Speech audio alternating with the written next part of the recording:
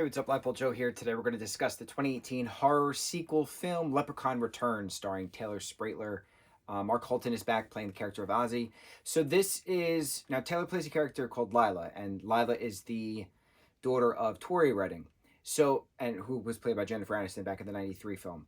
This is a direct sequel, 25 years later, to that first film. It's the same Leprechaun, so it's a sequel to that film.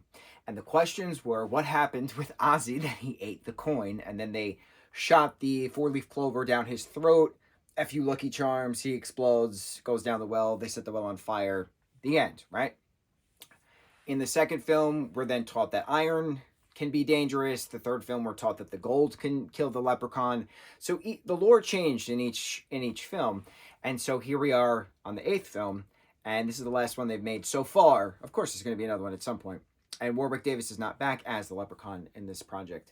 But we start out with Lila, Taylor's character, who's the daughter of Tori's character.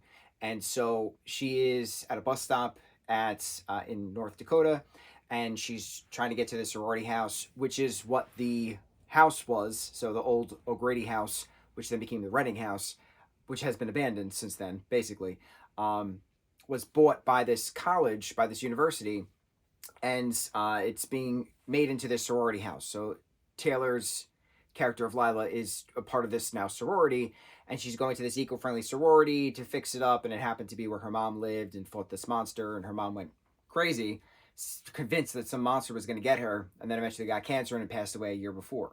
So Ozzy still has his painting company, which is great, and he's also the taxi service for this small village, small town, and she calls the taxi service, happens to be him driving along. Clover's all over his car.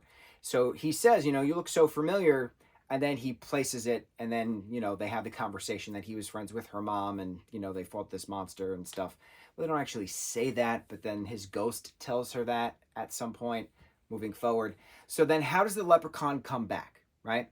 It's then revealed that the gold coin that Ozzy swallowed 25 years ago is still in his stomach. And because he happens to be back at the farm, back at the house, which he hasn't been to in quite some time, he then peers down the well after he hears a leprechaun laughing, and then that caused the reaction of the leprechaun coming back using the gold that's still in his stomach 25 years later as a conduit, a portal, if you will, for him to teleport then into, to then break free. Ozzy's then dead. But then the ghost of Ozzy talks to Lila at some point, not with words, but with body language and pointing and stuff, in regards to where's the gold, right? Because the leprechaun's main objective is he wants his gold. Where's the gold? So Ozzy, Tori, Alex, and Nathan, for the first film, made a map of where the gold is, hid the map in the basement, put their names on it with a clover, and so Lila then finds it. Well, all hell's breaking loose in the sorority house anyway, with the male guests that arrived the night before. And then it's now a matter of, if you give the leprechaun its gold, maybe it'll just stop, right? So then the question through this now is, why couldn't the leprechaun just create a rainbow to show him where the gold is? As we've seen in various other films, the end of the rainbow is going to show you where the gold is. So the leprechaun says that because he's been away from his gold for so long, his powers are too weak, so he can't do certain things. He can't kill like he used to. So I was like, okay, all right, can't form a rainbow. I'll let it slide. That's fine. So having the various kill shots and the various puppetry and green slime as his blood flying everywhere, very entertaining. Trapping him with iron, very smart. Keeping up with the lore then of the second film as well. Keeping up with the third film of destroying his gold as well. But they don't fully destroy his gold. They just use it as a conduit and then burn him because of it, right? And then the gold piece that Lila has the entire time is actually fake gold. It's iron to keep her safe. So some of the lore from the other projects, from the first three films, corresponds to this particular film. And the leprechaun even says, even if you leave a piece of a leprechaun behind after you destroy it, it still has chance of coming back. And then we see how a leprechaun is reformed in regards to this particular leprechaun, that pieces of him create little tiny leprechauns who then morph together to form the bigger leprechaun again. And it's just entertaining seeing this as a 25-year later sequel, because a lot of questions were answered. And then, like, it wasn't a it needed to be fleshed out more. Definitely needed to be fleshed out more. Some of the acting was not good. And I love Taylor. I've watched her constantly on Melissa and Joey, so she's a great actress. But some of the dialogue, some of the situations just were dumb for this. So this was a really good film because it was a sequel film, finally, and we got answers that we asked many reviews ago.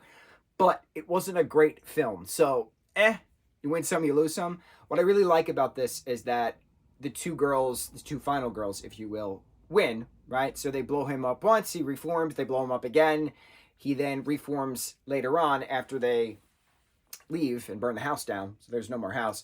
And the last thing we see of him is he's hitchhiking to Bismarck, because that's where the remainder of his gold is, on a chicken truck. And that's it. So it's the last time we see him. So is the next movie going to be this particular leprechaun now in Bismarck looking for his gold? So the thing with the gold is the gold was back in the rusted truck where it was originally found by Alex and Ozzy way back then, 25 years ago. And so one of the main girls who started this eco-friendly sorority house found the gold and started to use it to fund the projects of making it off the grid and solar and using the well water and stuff like that. So the gold is at a pawn shop, at a cash for gold shop in Bismarck, North Dakota. So that's where the leprechaun has to go to get his remaining gold. So he got some gold, right? That was then used as a conduit, and it was there in the house fire.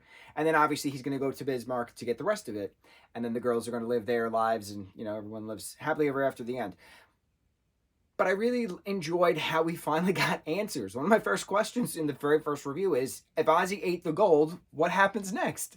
So it's interesting. It's an interesting franchise overall because the first and eighth film are related, and the fifth and sixth film are related. In the Hood, Back to the Hood. Related, and then related. But 2, 3, and 4 have nothing to do with each other. And then 6 and 7, 6 and 7? No, 7. 7, that god-awful reboot, is just irrelevant. So the hell with that. So the Leprechaun franchise, 8 films, Happy St. Patrick's Day. Oh, I should have worn green or whatever. It is what it is. Happy St. Patrick's Day. That was the point of doing this. I wanted to do a countdown to St. Patrick's Day for this Leprechaun horror movie marathon review. I'm trying to visit franchises I haven't seen entirely or talked about.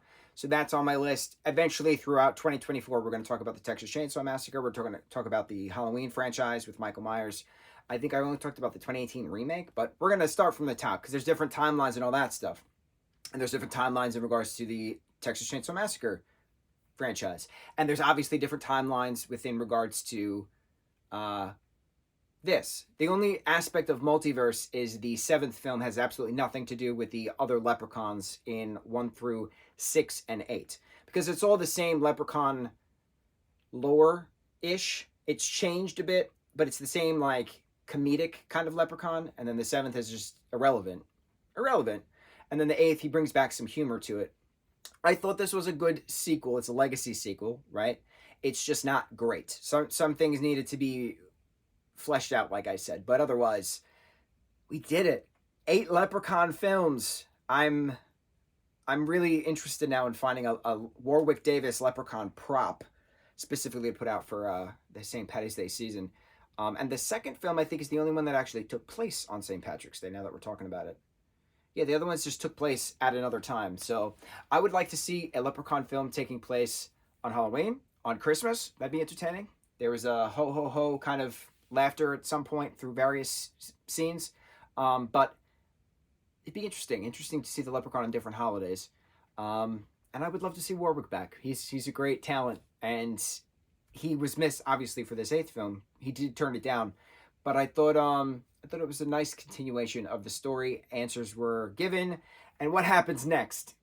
What happens next on the Leprechaun's trip to Bismarck? So, thus completes our Leprechaun 8-movie marathon. Happy St. Patrick's Day, one and all.